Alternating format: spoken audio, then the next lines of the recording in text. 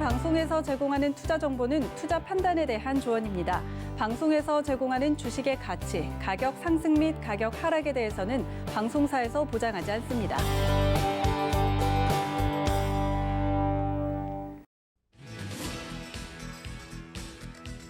안녕하세요. 베스트 트레이딩맨 2부 진행의 도지은, 이수연입니다. 네, 2부의 문도 활짝 열렸습니다. 2부에는 저희 이주환 전문가님과 최충성 위원님의 종목명도 공개가 되고요. 네. 매매법도 공개가 되기 때문에 여러분들 끝까지 함께해 주시면 좋을 것 같습니다. 그리고 두 분의 케미가 너무 좋은데 두 분의 커플 이름이 아직 없더라고요. 네. 그래서 여러분들 채팅창에다가 이 두 분의 케미를 좀 더 잘 나타낼 수 있을 만한 커플 이름을 좀 지어주셨으면 하는 개인적인 욕심이 생기거든요. 우리 도행코님은 생각나는 거 없으세요?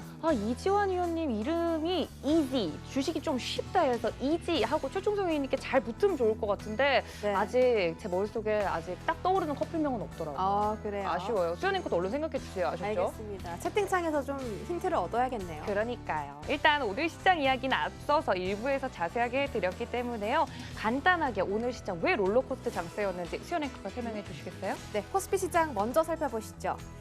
네, 장중 조정과 반등을 반복한 코스피가 상승 마감에 성공했습니다. 원달러 환율이 장중에 큰 폭으로 하락하는 등 외국인들의 순매수가 들어오면서 오후장 들어서는 반등했습니다. 오늘 0.5% 오른 2,358포인트로 거래를 마쳤습니다. 수급에서는 외국인과 기관의 동반 사자세가 유입됐습니다. 각각 430억대 그리고 2,600억대 사들였지만 외국인은 전기전자 업종 외에는 매도세를 보였습니다. 코스닥 시장은 장중 800포인트를 깰 위기에 처했는데요. 코스피 시장과 마찬가지로 오후장 들어서 가파른 상승 곡선을 그리면서 강보합권에서 마감했습니다. 0.3% 가까이 상승한 824포인트로 거래를 마쳤습니다. 수급에서는 외국인들이 홀로 매수해준 모습입니다. 외국인들이 코스닥 시장에서도 IT 섹터 위주로 사들이는 모습이었습니다. 오늘 총 947억 사들였고요. 개인들은 230억대 매도, 기관은 618억대 매도를 보였습니다. 마지막으로 환율 시장도 살펴보시죠. 네, 오늘 환율 시장은 소폭 하락했습니다. 유가 증권 시장이 반등에 성공하면서 환율 시장은 0.23% 떨어진 종가 1,139원 40원에서 형성됐습니다. 여기까지 시세 만나봤습니다.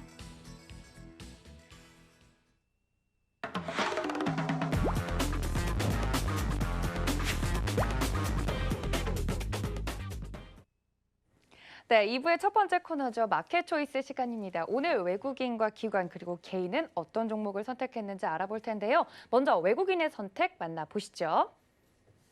네, 오늘 외국인이 선택했던 종목들입니다. 외국인은 양시장에서 DPC와 텔콘 RF 제약을 각각 순매수해줬고요. 또 SK 하이닉스와 신테카 바이오는 순매도하는 모습 보여줬습니다. 네, 각각 종목씩 저희 위원님들께 좀 여쭤보도록 할 텐데 최충성 위원님한테는 일단 DPC와 텔콘 RF 제약을 여쭤보도록 하겠습니다. DPC는 여전히 방탄소년단 관련주로 해서 최근에 움직임이 잡혔던 종목이잖아요. 먼저 DPC 봐주시죠, 위원님. 네, DPC 관련해서는 뭐 바닥권 지금 1,500원 정도 지지를 받고 일단 반등을 주고 있는 모습입니다. 뭐 기술적인 반등 정도로 생각하시면 되고 뭐 이 자리에서 추세적인 상승이 나오겠다 정도로 보시기에는 굉장히 애매한 부분이 있습니다. 일단 명확하게 DPC는 방탄소년단, 빅히트 엔터테인먼트 상장과 관련해서 움직였던 그러한 종목이기 때문에 일단 뭐 재료가 지금 소멸이 됐기 때문에 뭐 상승할 여력은 지금 당장은 없다고 봐도 과언이 아닙니다. 일단은 뭐 기술적인 반등 정도로 그냥 이해하시면 될 것 같다라고 이제 말씀을 드리도록 하겠습니다. 다음으로 살펴볼 종목은 텔콘 RF 제약입니다. 일단 치료제 임상 시험에 대한 그런 기대감도 있고 일단 그런 부분들이 여전히 시장에 좀 자리 잡는 모습입니다. 상승을 최근에 이제 바닥을 다지고 고개를 살짝 틀고 상승을 한 다음에 지금 눌려가서 이제 바닥을 다지고 있는 모습인데 일단 지금 자리에서 외국인 수급은 뭐 긍정적입니다. 지금 바닥 다지고 다시 한번 파동이 나와줄 거거든요. 뭐 지금 자리에서는 천천히 오히려 외국인들이 매수를 해주면 외국인들 매수를 조금 따라가서 모아가시는 전략도 괜찮은 자리이다 라고 이제 말씀을 드리도록 하겠습니다. 알겠습니다. 외국인이 순매수해줬던 종목 DPC와 텔콘 RF제약까지 만나봤습니다. 두 분의 케미와 딱 맞는 네. 커플 이름을 지어달라고 하셨는데 네. 지금 하나 PD님이. 네 PD님이 이거 말하면 안 되는데 내부자가 이거 살짝 이거 말해도 될까요? 네, 뭐 공모전을 한 건 아니니까요. 이것도 네. 한번 들어보자고요. 투자의 지성이라는 이름이 하나 들어왔는데 어떠세요, 의원님? 괜찮으세요? 사실 뭐 저는 이름은 뭐 큰 의미 없이 저는 괜찮은데 네. 아마도 우리 최승성 위원님 카톡방에 계시는 분들이 싫어하실 것 같아요. 왜요? 아무래도 최승성 위원님이 훨씬 외모도 뛰어나시고 아, 인기가 있으시기 진짜요? 때문에 이러면 안 되겠어요. 어. 훈훈한 분위기 안 돼요, 의원님. 저희 방은 뭐 다 좋은데 네. 아마 최승성 위원님 카톡방에 계시는 분들이 좀 싫어하지 않을까. 의원님 아니, 투자의 지성 어떠세요?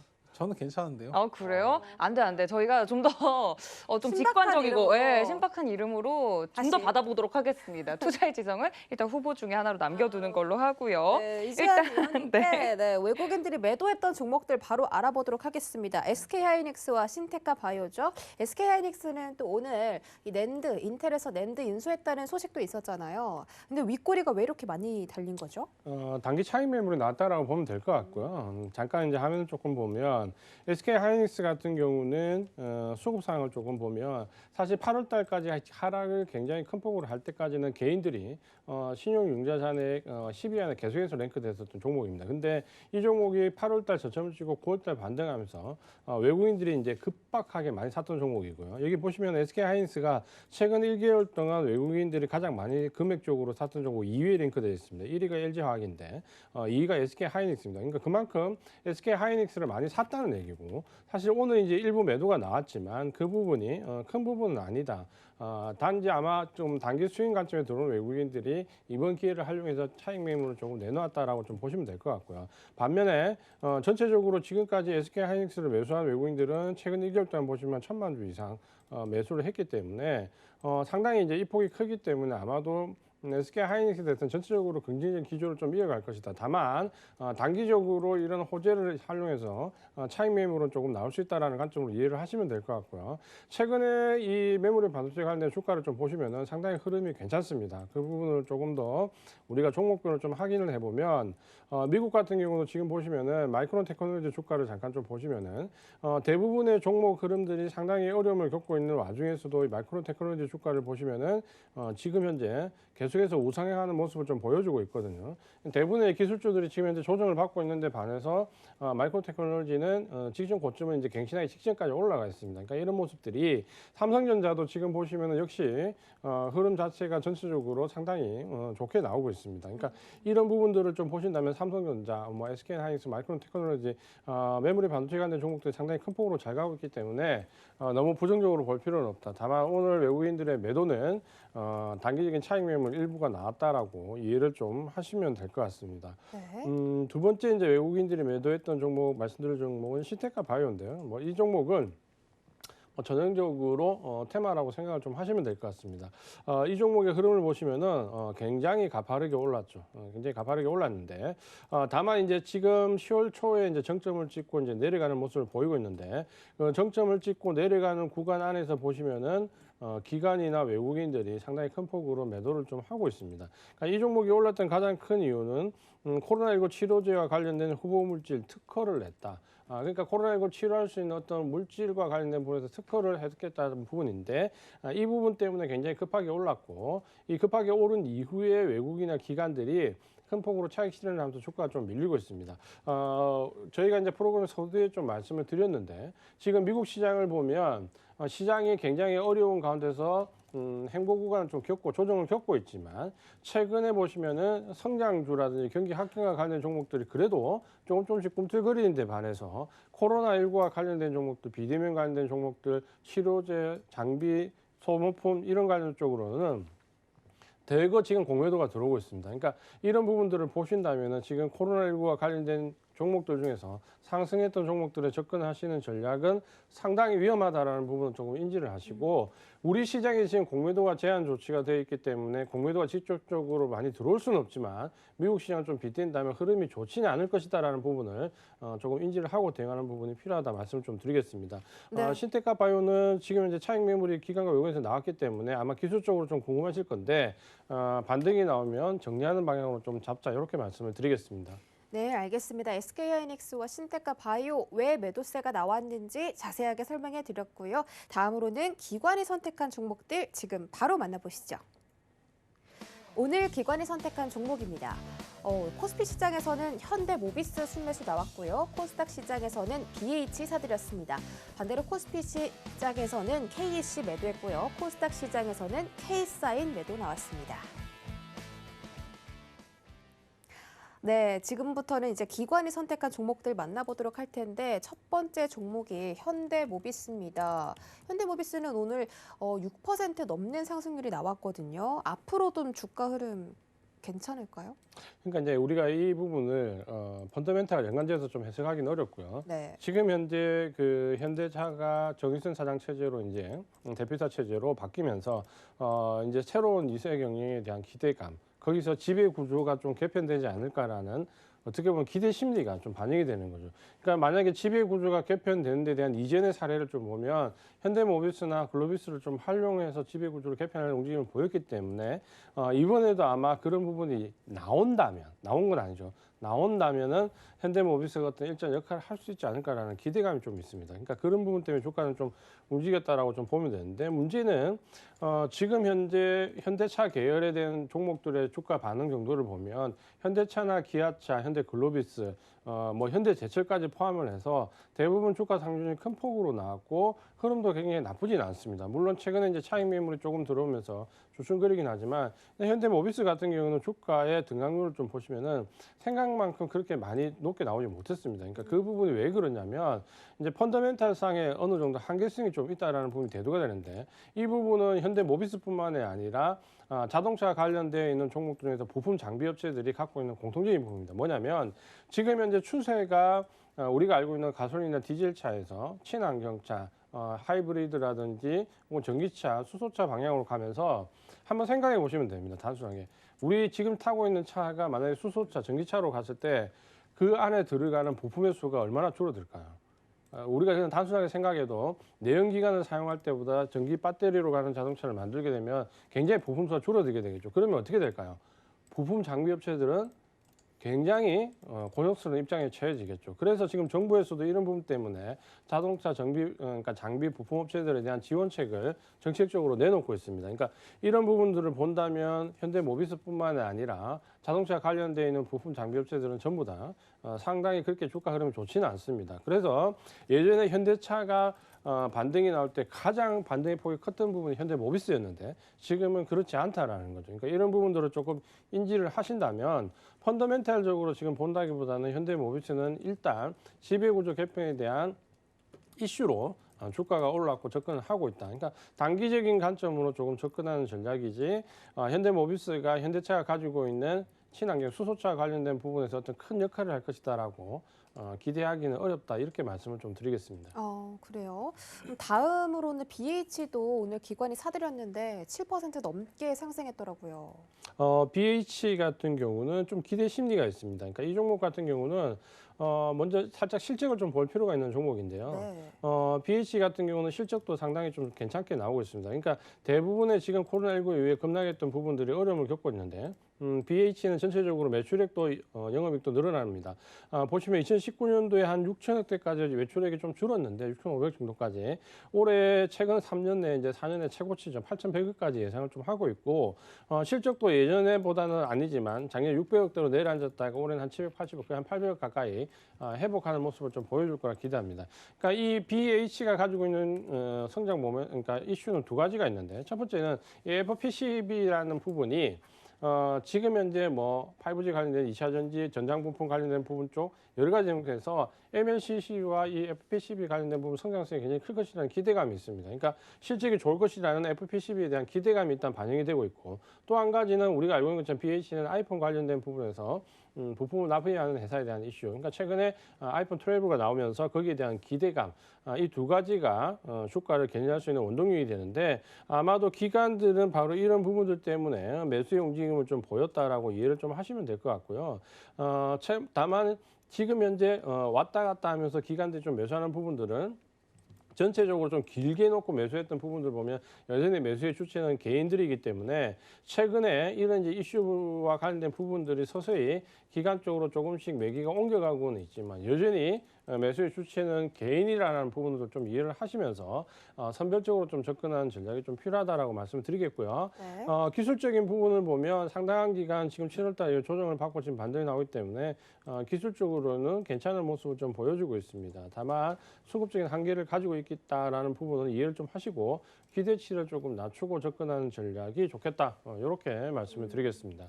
네, 여기까지 기관이 사들였던 종목들 현대모비스와 BH에 대해서 자세하게 모멘텀 포함해서 들어봤고요. 이런 주식 이야기들, 종목에 대한 조금 더 깊은 이슈들을 우리 이지한 위원님께서 장중에 항상 말씀해 주십니다. 그리고 오늘은 또 유튜브로 긴급 시황까지 리딩해 주셨더라고요. 그래서 시장 리딩을 여러분들이 장중에 이렇게 계속해서 받아보신다면 당연히 혼자 하실 때보다 더 든든하실 겁니다. 노란톡 검색창에 서울경제 이지환이라고 검색하고 들어오시거나 밑에 나가고 있는 QR코드 휴대폰 카메라로 비추기만 하셔도 입장 가능하시니까 바로 내일장부터 함께 해보시기 바랄게요.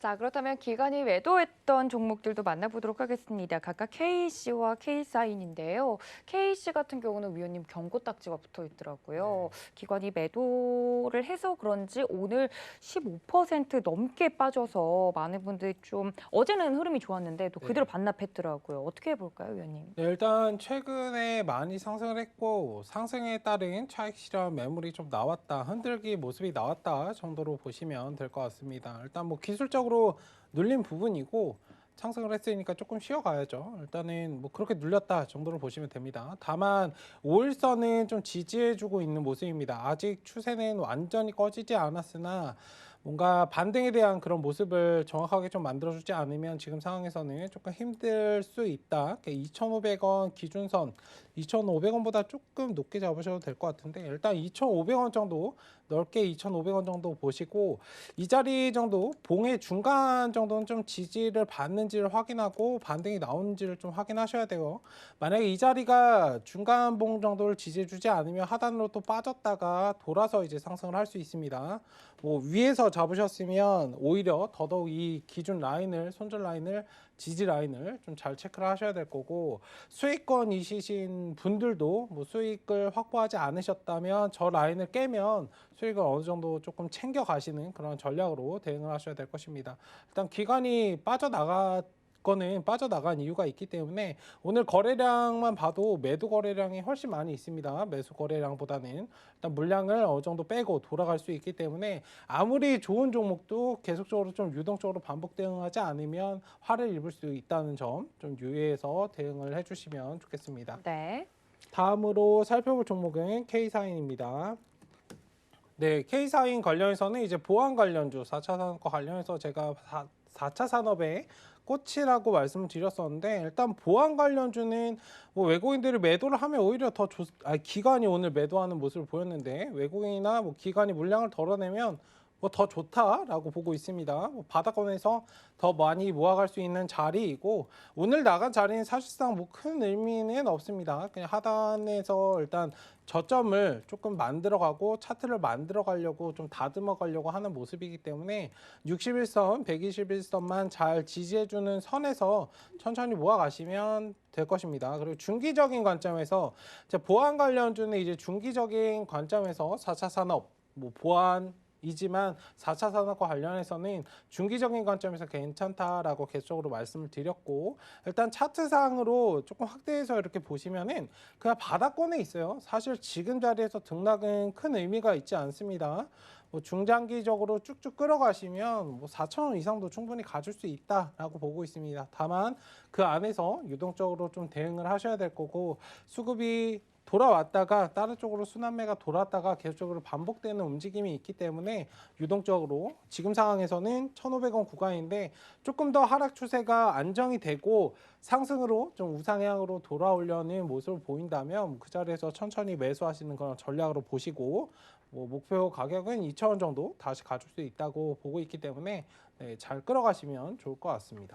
네, K사인 더불어서 보안 관련주 이야기를 해주셨는데 노란톡에서도 계속 이야기해 주셨던 그 네. 종목군들이잖아요. 지금 보안 관련주 대장주가 그러면 굳이 따지자면 뭘까요, 위원님? 네, 일단은 뭐 지금 딱히 대장은 정해지지 않았습니다. 네, 아직 네. 관련해서 넘어오지 않았기 때문에 뭐 관련주들 잘 체크를 해봐야겠죠. 중장기적으로 괜찮을까요? 네, K사인도 제가 뭐 괜찮은 종목이다라고 이제 배트맨 방송에서 네. 말씀드렸던 적도 있습니다. 네, 맞습니다. K사인을 더불어서 보안 관련주들 저희 노란톡에서 이야기 좀 더 자세하게 나눠주셨다고 하니까요. 궁금한 관련주들의 이제 앞으로의 상황 같은 게 좀 더 궁금하다신 분들 노란톡 들어오시면 될 것 같습니다. 서울경제 최충성 검색을 하시고 들어오시거나 아래 하단에 나가고 있는 QR코드 카메라 어플로만 비추셔도 입장이 가능하니까요. 이렇게 앞으로 4차 산업을 이끌어갈 만한 종목들 어떤 것들이 있는지 궁금하신 분들 들어오시면 좋을 것 같습니다. 자, 그렇다면 마지막으로 개인의 선택도 함께 만나보시죠. 네, 오늘 개인이 양시장에서 선택한 종목들입니다. 코스피 시장에서는 대우건설, 코스닥 시장에서는 캐몬을 순매수해줬고요. 각각 양시장에서는 HMM과 제넨바이오는 순매도가 나와줬습니다. 네, 개인들이 샀던 종목부터 만나보도록 하겠습니다. 대우건설과 캐몬을 사들였는데요. 제 기억이 맞다면 캐몬 같은 경우는 얼마 전에 좀 시세 분출이 있었던 종목인 것 같긴 한데 개인들이 사들였던 종목들 하나씩 좀 살펴봐주세요. 위원님. 네, 일단 코스피 종목은 대우건설이 있습니다. 뭐 바닥권에서 저점 메리트를 느끼고 조금 들어오신 것 같은데 일단 뭐 건설 관련주들은 조금 주의하실 필요가 있습니다. 제가 드린 말씀은 뭐 전반적으로 드린 말씀이고 뭐 개별적으로 옥석 가리기를 잘 하신다면 충분히 괜찮다라고 보고 있습니다. 왜냐하면 저점 구간에서 기술적인 반등이 나올 수 있는 그러한 구간이기 때문에 다만 이 자리에서는 뭐 중장기적으로 계속적으로 추세를 상승으로 돌아가겠지로 접근하시는 건 조금 위험하다. 대우건설은 그렇게 보고 있습니다. 왜냐하면 제가 항상 말씀드리는 기본적으로 뭐 작게 이제 정배열을 많이 말씀드리는데 61선, 121선은 기본적으로 타주는 상태에서 들어가시는 게 제일 안전한 투자이다. 처음 하시는 분들, 뭐 주식에 익숙하지 않으신 분들은 일단 정배열이 시작되는 그 구간에서 진입을 하셨으면 좋겠고 일단 지금 자리에서 충분히 뭐 노려볼 수 있을 만한 그런 구간입니다. 기술적으로 일단은 121선 상단 3,400원 구간인데 뭐 저 자리까지는 한번 튀어줄 수 있다. 다만 저 자리에서 한번 부딪혔다 또 내려갔다가 다시 이렇게 흘렀다가 이렇게 다시 반등을 해줄 거거든요.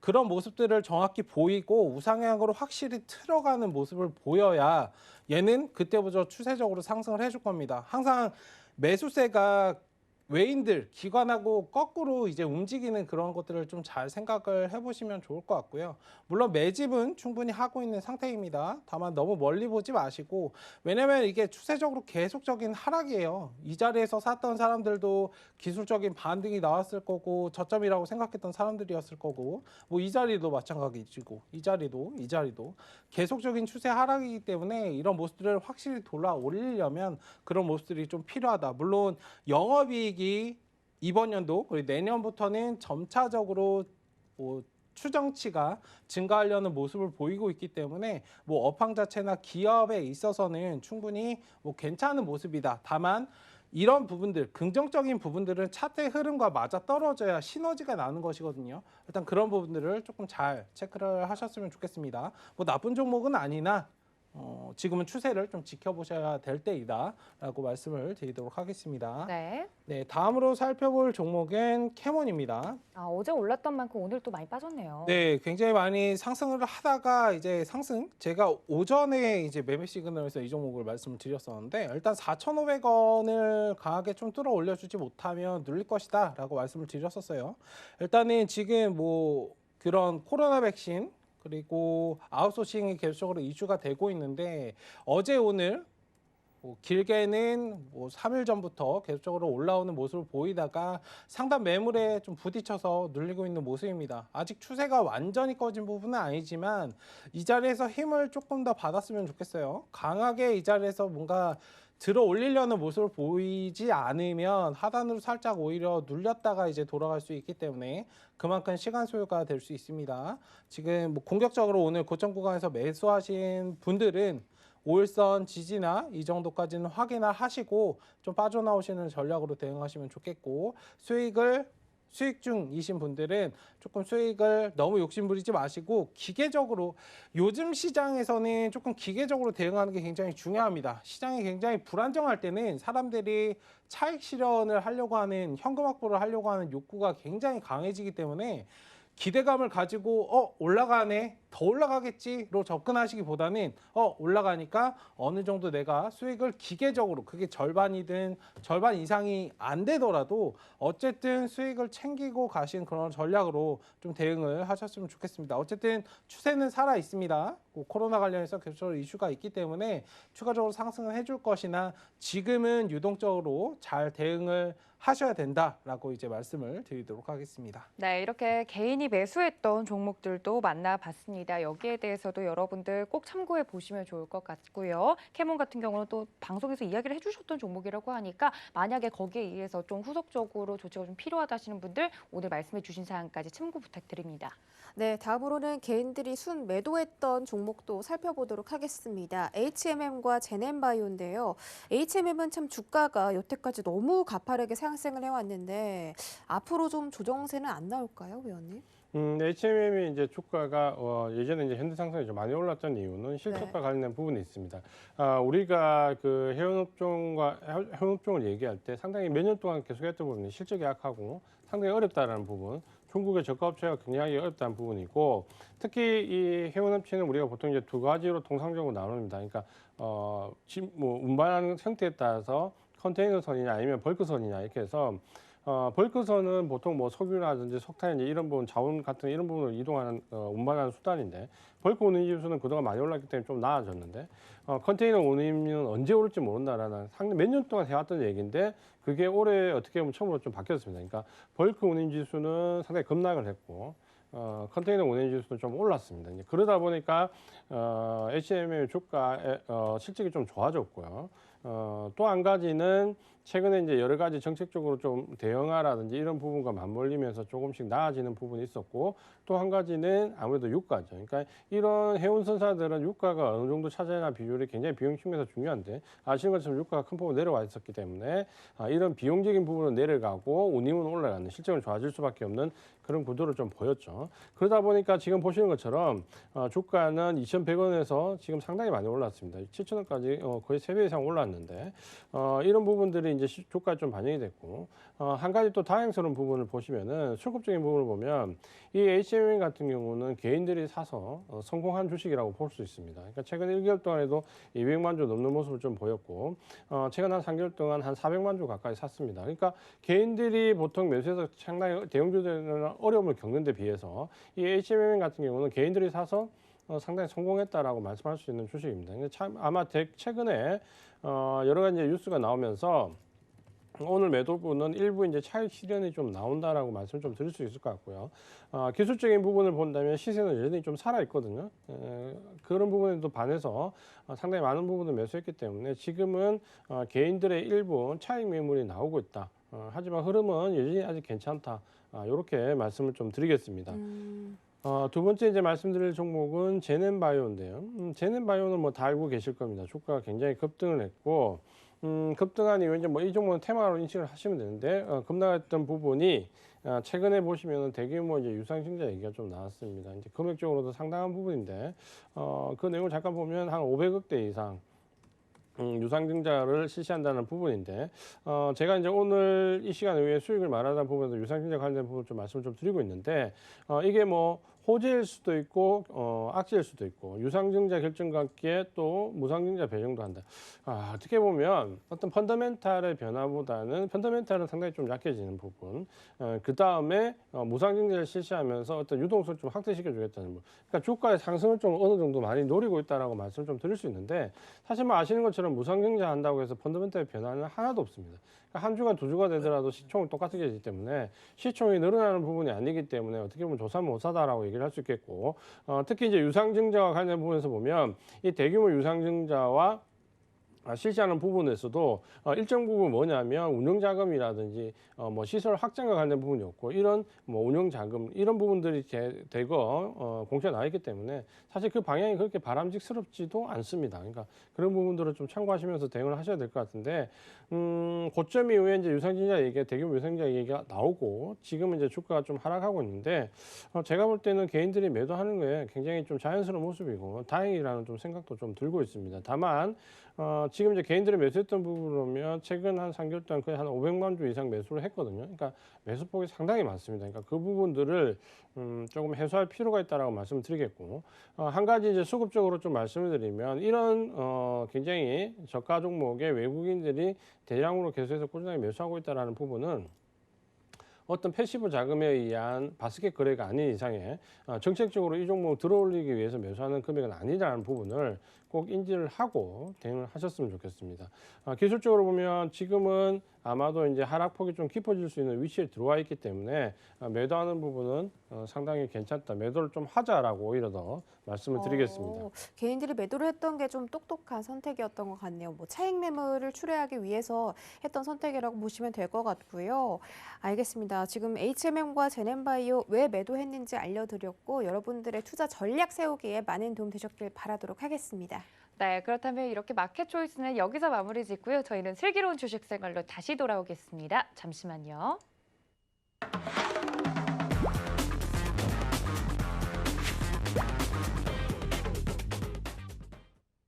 네, 치킨을 넘어서 양계장 혹은 치킨집을 그냥 차릴 수 있는, 치킨 가게를 차릴 수 있는 종목을 오늘 두 분 다 알려주신다고 하니까 너무 기대가 됩니다. 지체 없이 오늘의 종목명부터 바로 공개를 해보도록 할 텐데요. 최충성 위원님, 어떤 종목인가요? 네, 뭐 다 아시겠지만 왜요? 저는 끝까지 모르는 척 하려고 그랬는데. 아까 들으셨잖아요. 아, 네, 죄송합니다. 네. 그 종목은 바로 제가 말할까요? 네. 디지털 조선입니다. 맞죠? 네, 맞습니다.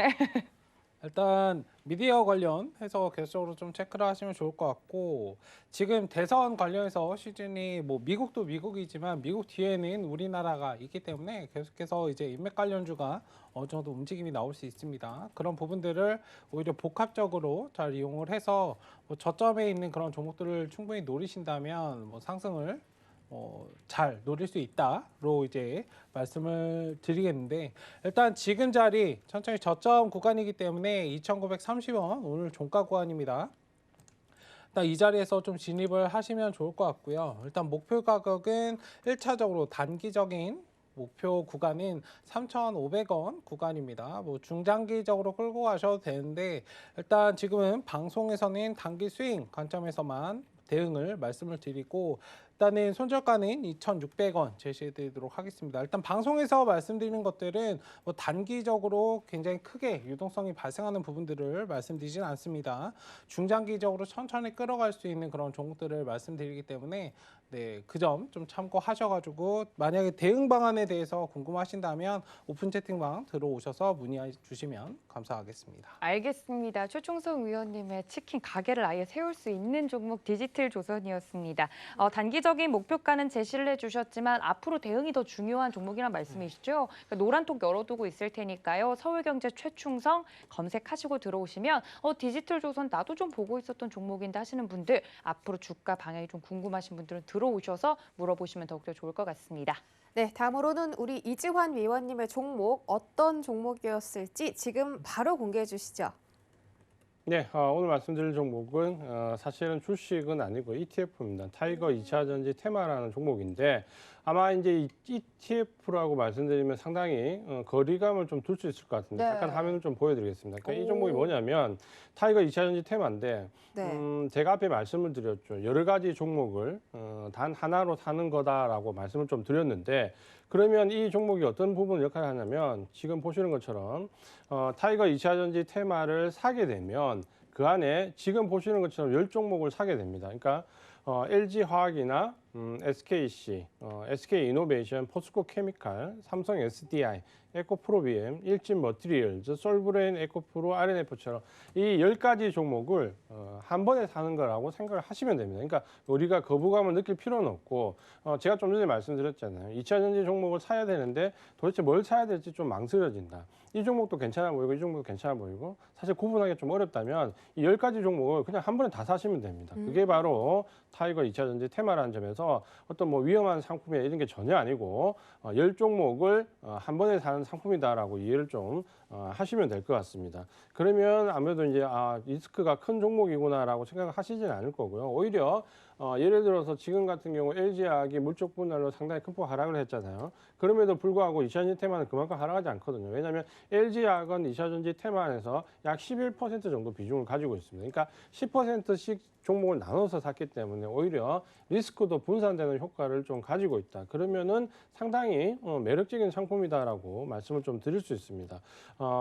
기술적인 부분을 잠깐 좀 보면요. 최근에 2차전지 종목들이 굉장히 큰 폭으로 하락했습니다. 8월 달부터 이 시장의 조정을 이끌었던 게 2차전지 종목들인데 이 종목들이 이제 지난주 금요일부터죠. 이제 지난주 금요일부터 수급이 조금씩 바뀌고 있습니다. 그러니까 외국인들이 IT 섹터를 집중적으로 매수한다라는 말씀을 드렸는데 이제 2차전지 섹터의 종목들도 보시면 오늘 LG화학이나 삼성 SDI 그리고 타이거 2차전지 테마처럼 대부분의 2차전지 종목들은 이제 조금씩 담고 있거든요. 그러면 8월 달부터 시작돼 어떻게 보면 3개월에 가까운 이 조정이 어느 정도 가격 조정이 마무리될 수 있는 국면에 들어와 있습니다. 그러니까 그런 부분들을 보신다면 여기서부터 2차전지에 접근하시는 전략은 상당히 유효한데 한 번에 사시기보다는 분할로 좀 접근을 하시면 되고 가격적인 부분보다는 업종의 섹터에 대한 기대감을 좀 가지고 보시면 좋을 것 같습니다. 매수 가격은 오늘 가격이 1,985원인데 1,900원, 11,000원 정도에 그냥 사시면 될 것 같고요. 목표 가격은 15,000원까지 말씀을 좀 드리겠습니다. 중장기로 보유하는 전략이고 손절 가격은 아래쪽에 9,000원 말씀을 드리겠습니다. 네, 지금 타이거 2차전지 테마 종목 들고 와 주셨고요. 매수가는 1,900원, 목표가 15,000원, 그리고 손절가는 9,000원 제시해 주셨습니다. 오늘 종가가 1,985원이니까요. 지금 구간에서 매수를 하시면 좋을 것 같고 앞으로 좀 목표가가 15,000원이면 그러면 신고가인가요, 위원님? 네, 신고가라고 좀 볼 수 있고 네. 아마 2차전지 종목들은 대부분 다 기대치를 그 정도 갖고 가시는 게 좀 좋을 것 같습니다. 그러니까 지금 현재 우리가 2차전지 조정을 이끌었던 여러 가지 부분을 좀 살펴보면 아마 지금 2차전지 5G 들고 굉장히 마음고생하시는 분들 많으실 건데 네. 버티신 분들은 그에 대한 보답을 충분히 받을 수 있다라고 말씀 좀 드리겠고요. 제가 이전 시간에도 말씀드렸죠. 2차전지의 조정을 받았던 이유 첫 번째 8월 달부터 보시면은 모건 스탠리의 고평가 논란 리포트가 나왔죠. 이제 거기서부터 조정이 시작됐고 시장 전체 조정도 시작이 됐습니다. 여기에 테슬라 배터리에 관련된 이슈 그리고 LG화학의 물적 분할 이슈가 나왔는데 우리가 가만히 한번 살펴보면 이 세 가지 이슈 중에서 어느 한 가지도 실제적으로 삼성 SDI나 LG화학이 헝가리나 폴란드 공장에서 제품을 생산하는데 단 1원의 영향도 없습니다. 그러니까 전부 다 단기적인 이슈고 펀더멘탈 외적인 전부 이슈죠. 그러다 보니까 이런 이슈들이 주가에 영향을 주는 거는 단기에 그칠 수밖에 없다라는 부분을 말씀 좀 드리겠고 장기적인 관점으로 보면 이제 전기차 부분은 시작되는 부분이고 지금 이제 길거리에 돌아다니면서 보시면은 뭐 10대 중에 한 대도 안 되지 않습니까? 저게 이제 10대 중에 9대가 될 날이 멀지 않았는데 지금 여기서부터 2차전지 시세가 끝났다? 이렇게 보기는 어렵다라는 거죠. 그러니까 지금 당장 어려움을 좀 겪은 부분이 있다 하더라도 장기적인 관점에서 좀 보유하시는 분들은 전혀 흔들릴 필요 없이 가져가시면 된다. 이렇게 말씀을 드리겠습니다. 네, 2차전지에 작용되는 악재는 짧고 호재는 좀 길다 이렇게 생각해 보시면 될 것 같고 오늘 저도 길을 지나가다가 테슬라를 여러 대 봤거든요. 네. 그러니까 이제 2차전지 테마가 앞으로도 좀 활성화가 되겠다 이렇게 여러분들도 생각해 주시면 좋을 것 같습니다. 이런 부분에 대해서 더 자세한 정보 원하시는 분들은요. 노란톡 검색창에다가 서울경제 이지환이라고 검색하고 들어오셔서 당장 내일장부터 뭐 타이거 2차 전지 테마뿐만이 아니라 여러 가지 종목들에 대해서 좀 여쭤보시고 이렇게 힘든 장 함께 이겨나가 보시기 바라겠습니다. 네, 아무래도 좀 생소하신 분들도 있으실 것 같습니다. 아침 네. 방송에서 먼저 전화 연결로 이야기는 해주셨던 종목이긴 한데 저희 배트맨 시간에선 처음 또 네. 소개를 해드리는 종목인 것 같아요. 저 같은 주린이는 2차 전지 좋은 건 알지만 네. 어떤 종목, 특정 종목을 사야 되는 거는 모를 수 있잖아요. 저 같은 약간 선택이 좀 어려운 분들에게는 좀 도움이 될 만한 종목이 아닐까라는 이야기까지 전해드리도록 하겠습니다. 그리고 이제 이 종목을 살려면 혹시 따로 이제 ETF 상품에 대한 계좌를 또 열거나 이렇게 해야 될까요? 제가 이제 ETF 상품 잠깐 설명 좀 드리면 네. ETF는 주식형과 비주식형 상품 두 가지가 있습니다. 물론 해외형도 좀 나눌 수 있는데 일단 해외형은 배제를 하고요. 주식형과 비주식형 상품이 있고 예를 들어서 지금처럼 타이거 2차전지 테마처럼 주식과 관련 상품만 살 경우는 따로 계좌를 개설하거나 교육을 받을 필요가 없습니다. 그러니까 그대로 하시면 되고 반면에 이제 우리가 잘 알고 있는 비주식형 상품 뭐냐면 레버리지 상품이나 인버스 상품 이런 상품들은 비주식형 상품입니다. 이런 비주식형 ETF를 거래하기 위해서는 교육도 좀 받으셔야 되고요. 교육 이수증을 가지고 그 한국금융투자교육원에서 교육 과정을 이수하시면 거래를 하실 수 있습니다. 그러니까 그 차이점이 있다라고 말씀드리겠고 다행스럽게 타이거 2차 전지는 주식형 상품이기 때문에 그러네요. 저는 뭐 교육이나 따로 계좌를 개설할 필요 없이 그대로 주식 계좌에서 그대로 거래를 하시면 된다 이렇게 말씀을 드리겠습니다. 네, 다행히도 그냥 다른 종목 사듯이 이 타이거 2차 전지 테마도 매수할 수 있다고 하니까 여러분들의 투자에 좀 많은 참고 되셨길 바라겠습니다. 네, 그러면 위원님들께서 이 시간 통해서 전해드렸던 종목에 대한 리뷰도 짧게 하고 넘어가 보도록 하겠습니다. 저희 최충성 위원님께서 지난주에 또 이야기해 주셨던 종목들 중에 뉴지랩 이야기를 한번 나눠보면 좋을 것 같은데 뉴지랩 같은 경우는 목표가를 2만 원 주셨는데 아쉽게 목표가 아직 도달 안 된 거 아닌가요, 위원님? 네, 일단 중기적인 관점에서 말씀을 드렸고 손절 가격 14,000원입니다. 일단 하단 계속적으로 추세적으로 상승으로 가고 있고 하단이 이렇게 딱 지지받으면서 상승을 하고 있는 모습이기 때문에 뭐 굳이 이런 구간을 걱정하실 필요는 없습니다. 오히려 저점이 왔기 때문에 더 매수를 할 수 있는 그런 구간이다 정도로 보시면 좋을 것 같고 지금 코로나 치료제 관련해서 얘네가 이제 경구용 먹는 뭐 그런 것들을 좀 임상에 대해서 어느 정도 일상 신청을 한 상황이고 뭐 수액도 이상을 신청한 상황입니다. 뭐 원숭이로 이제 전 임상은 완전히 통과한 상태이기 때문에 일단 사람에 대해서 그런 임상 하는 부분에 있어서 어느 정도 효과가 발휘가 된다면 충분히 주가는 더 상승할 가능성이 있다라고 말씀을 드리고 있고 뭐 중기적인 관점에서 2만 원은 충분히 가줄 수 있다라고 말씀을 드리겠습니다. 알겠습니다. 뉴지랩 목표가까지 충분히 갈 수 있는 부분이다. 중장기적으로 괜찮다 말씀을 드렸고요. 하나 더 볼 수 있을까요? 나우아이비 같은 경우는 최근에 또 상승을 해주면서 목표가를 좀 훌쩍 넘기는 모습을 보여줬거든요, 위원님. 네, 말씀드리고 이제 목표가 한 8,000원, 7,000원, 8,000원짜리 일단 두 구간 정도 끊어서 이제 말씀을 드렸었는데 상승 후에 조금 눌려 있는 모습입니다. 지금은 뭐 쉬어가고 있는 구간인데 추세가 완전히 이탈이 됐다거나 뭐 물량을 다 빼왔다 정도로 보실 필요는 없고 오히려 지금 자리에서 천천히 매수 가격이 오는구나 정도로 좀 받아들이시면 좋을 것 같습니다. 이제서야 살짝 이제 고개를 틀고 전고점을 돌파 시도하려다가 쉬고 있는 모습이기 때문에 천천히 바닥 구간 61선, 121선 크로스에는 6,400원 구간 정도에서 이 밴드 안에서 6,000원에서 6,400원 밴드 구간에서 천천히 또 모아가시면 8,000원 이상은 충분히 가줄 수 있다라고 말씀드리겠습니다. 제가 기존에도 이제 중기적인 관점에서 뭐 9,000원, 만원도 갈 수 있다고 말씀을 드렸었는데 일단 지금은 가는 중간에 뭐 하루아침에 목표가를 굉장히 좀 쉽게 생각하신 경우가 있어요. 왜냐하면 최근에 이제 코로나 치료제가 그냥 뭐 말도 안 돼가 몇백 프로씩 가는 모습들을 보시니까 주가가 당연히 그렇게 올라가겠지라고 생각하시는 경우가 굉장히 많으신데 그런 경우는 정말 많지 않습니다. 뭐 어쩌다가 1년에 정말 한두 번 정도 볼까 말까 한 건데 이번 연도는 말도 안 되게 많이 나왔어요.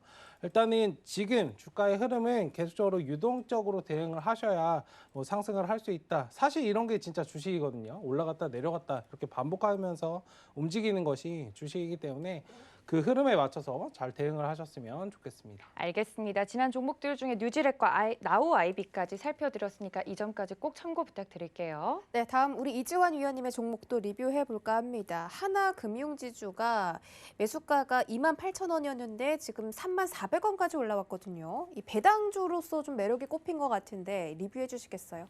네, 은행주는 아주 장기적인 관점으로 진입하실 분들은 좀 유효하다라고 말씀 좀 드렸는데 네. 그 이후에 흐름이 생각보다 나쁘지 않았습니다. 그러니까 시장이 좀 어려우니까 아무래도 배당 이슈가 좀 나왔고 저평가 메리트가 좀 나왔고 금융주와 관련해서 조금 호재가 좀 나왔습니다. 근데 하나금융지주 같은 경우는 특히 배당 관련 이슈와 관련해서 거의 유일하게 분기 배당을 실시하고 있습니다. 그러니까 이런 부분들이 조금은 장점으로 부각이 됐는데 여전히 이제 관점은 좀 장기적으로 가져가실 수 있는 분들만 관심을 좀 가지시는 게 좋다라고 말씀을 좀 드리겠고요. 시장이 어려울 때는 상승 탄력이 좀 괜찮지만 오히려 시장이 상승으로 접어들기 시작하면 상승 탄력은 좀 떨어질 수 있습니다. 그러니까 그런 부분들을 보시면서 장기적인 관점으로 홀딩하실 수 있는 분들만 관심을 가져보자라고 말씀을 드리겠습니다. 알겠습니다. 좀 장기적인 관점에서 접근해 보시라고 말씀드렸고 하나만 더 보도록 할 텐데 삼성전자 봐드리고 싶다고 말씀해 주셔서 삼성전자는 이미 6만 원대로 훌쩍 넘었기 때문에 앞으로 7만 5천 원도 가능하겠죠? 네, 7만 5천 원 충분히 강하다고 보고요. 제가 이제 방송에 최근에 나올 때마다 삼성전자 얘기를 좀 많이 드리는데 왜냐하면 삼성전자가 업종 대표주로서 가지는 상징성이 있고 굉장히 좀 무거울 거라는 좀 편입된 시각이 좀 있습니다. 근데 지금 보시면은 9월 달에 시장이 어려울 때 조정받을 때 이 종목은 야금야금 올라가지고 이미 이제 5만 원대를 넘어서 이제 6만 원대로 넘어가 있거든요. 그럼 이제 시장 상승이 좀 돌아서기 시작하면 IT 종목들에 대한 상승 탄력이 크다라는 부분은 오늘 이 약한 반등에도 역시 IT 섹터들은 굉장히 강한 반등이 나옵니다. 물론 시장이 내일 다시 조정을 받더라도 또 IT 섹터는 언젠가 시장이 상승 반전하게 되면 시장을 이끌 만한 주도주가 된다는 관점을 좀 보셔야 되고 삼성전자는 그냥 업종 대표주로서 시장을 좀 어려울 때 견디는 종목이 아니라 성장성을 가지고 실제적으로 이익을 우리가 충분히 노려볼 수 있는 그런 종목이다라는 관점으로 접근을 좀 하셨으면 좋겠고요. 저는 반드시 삼성전자를 내 계좌에 아주 작은 비율이라도 꼭 포트에 넣어서 좀 가져가자라고 말씀을 좀 드리고 싶습니다. 삼성전자 역시도 장기적인 관점으로 7만 5천 원 충분히 도달 가능하다고 설명해 주셨으니까 참고해 보시기 바랄게요. 자, 그렇다면 두 분의 내일장 전략도 만나보도록 하겠습니다. 내일은 벌써 또 수요일인데요. 미 대선을 앞두고 우리 시장 계속해서 좀 눈치 보기 장세가 이어지는 게 아닐까라는 이야기들이 나오고 있는데 미 선물 지수를 지금 제가 체크를 하진 못했는데 내일장 어떻게 될지 궁금합니다. 최중승 의원님, 내일장 어떻게 좀 대비를 해볼까요? 네, 미니 지수는 상승하고 있고요. 네, 유럽 브리핑해 증시는 주셔서 감사합니다. 강보합권에서 움직이고 있네요. 그다음에 유럽 지수는 좀 영향을 받고 있는데 특히 독일이 조금 많이 영향을 받는 것이 살짝 우려스럽습니다. 일단 지금 시장 여전히 이제 불확실성이 계속적으로 지속되고 있고 이거는 뭐 하루아침에 해결될 문제는 아닙니다. 일단 대선이나 경기 부양책이나 이런 부분들은 어느 정도 넘어야 될 산이 굉장히 많기 때문에 지금은 여전히 차분하게 이제 기회를 기다리면서 방어적으로 계속적으로 대응을 하자, 기회를 기다리자라고 이제 말씀을 드리도록 하겠습니다. 네, 힘든 시장이지만 힘 빠지지 마시고, 네, 저는 이제 용기를 드리고 뭐 자세한 분석은 이제 이지한 전문가님께서 잘 해주실 거기 때문에 네, 천천히 좀 힘을 내시고 용기를 잃지 않으셨으면 좋겠다라고 말씀드리겠습니다. 네, 너무 긍정적인 이야기를 해주셔가지고. 자세한 분석을 넘기시는 건 아니죠? 아니 원래 잘 해주시니까 알겠습니다. 프로그램이나 뭐 이런 거. 네, 그건 맞는데 지금 이지한 전문가님 손가락 덜덜 떨고 계시잖아요, 지금. 아니에요. 네. 지금 3대 그렇진 지수, 않고요. 선물 지수 오르고 있잖아요. 제가 볼 때는 사실 좀 전에 말씀드린 최승성 위원님의 말씀이 좀 핵심입니다. 뭐냐면 지금 시장은 어떤 기술적인 대응이나 혹은 펀더멘탈적인 대응보다는 어떻게 보면 8월달 이후로 계속 이어온 이 조정 구간에서 멘탈이 굉장히 중요합니다. 그러니까 지금 이 시장을 견디냐 못 견디냐라는 부분은 어떤 기술적인 부분으로 대응하려고 하지 마시고 오늘 아마 시장이 조금 기술적인 반등이 조금 나왔지만 사실 그렇게 인상적인 반등은 아니었습니다. 그러니까 그 부분을 네. 좀 참고하시면은 단지 우리가 오늘 얻었던 소득은 외국인들이 집중적으로 매수했던 섹터가 시장의 반등이 조금이라도 나오면 시장보다 훨씬 강하게 반등한다는 거, 요걸 확인했다라는 정도로 좀 생각을 하시고 내일부터 시장이 다시 조금씩 조정을 받더라도 조정이 막바지 국면이다라고 생각하시면 이제 미국 대선이 불과 이제 2주밖에 안 남았습니다. 네. 대선 이후 했는데 불과 이제 시간이 다 됐기 때문에 너무 시장 좀 무리하지 말고 멘탈을 좀 잘 잡으시고 우리가 꼭 가야 될 길에서 차분하게 그냥 대응만 한다라고 생각을 하시고 시장이 여기서 더 빠지거나 조정받는 부분에 대해서 너무 민감하게 반응을 하지 말자라고 말씀을 좀 드리겠습니다. 네. 어제도 미국 증시가 상승을 했다가 하락 마감을 해서 좀 크게 실망을 했었는데 우리 시장은 또 반대로 하락을 네. 했다가 상승을 했잖아요. 좀 디커플링이 일어나는 것 같은데 맞는가요? 내일도 예상을 할 수 없을 것 같아요. 그러니까 아마 지금 시장을 보면 우리 시장이 어떤 구간에서는 미국 시장보다 한 발 먼저 움직이거든요. 그러니까 그런 점에서 지금 장은 엇박자라고 이해를 할 수도 있고 우리 시장이 한 발 먼저 움직인다라고 이해를 좀 하셔도 될 것 같습니다. 그래서 특히 이제 코스닥 시장 같은 경우는 지금 보면 거의 가격 조정은 상당히 받을 만큼 좀 받았거든요. 그러니까 앞으로 조정이 좀 들어온다면 좀 심한 가격 조정보다는 기간 조정 양상을 보인다. 이렇게 말씀을 드리겠습니다. 알겠습니다. 이렇게 이주환 전문가님의 시장 전략까지 들어봤습니다. 두 분의 위원님 내일장 전략까지 꼼꼼하게 저희가 챙겨드렸으니까요. 정리 함께 하시면서 체크해 보시죠.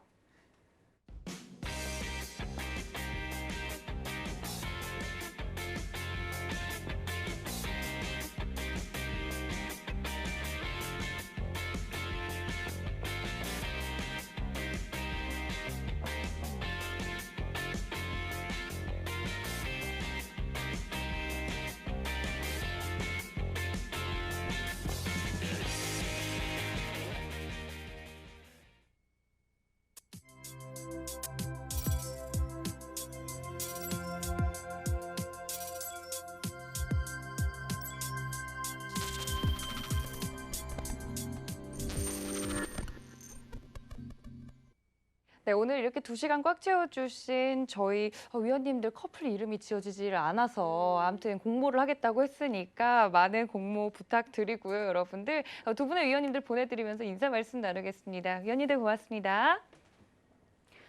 또 본 방송에서 제공해드린 정보는 투자 판단에 대한 조언일 뿐 해당 주식의 가치나 수익률을 보장하고 있지는 않습니다. 또 서울경제TV는 자본시장 통합법 준수하고 있죠. 1:1 투자 상담과 유사 수신 행위 등 모든 불법 사항을 엄중하게 금지하고 있다는 말씀까지 전해드리면서 이어지는 심야 상담소도 많은 시청 부탁드립니다. 오늘 저희가 준비한 소식은 여기까지고요. 지금까지 시청해주신 여러분 고맙습니다.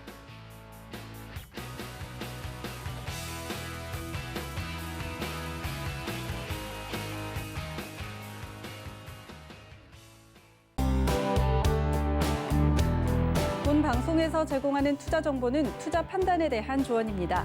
방송에서 제공하는 주식의 가치, 가격 상승 및 가격 하락에 대해서는 방송사에서 보장하지 않습니다.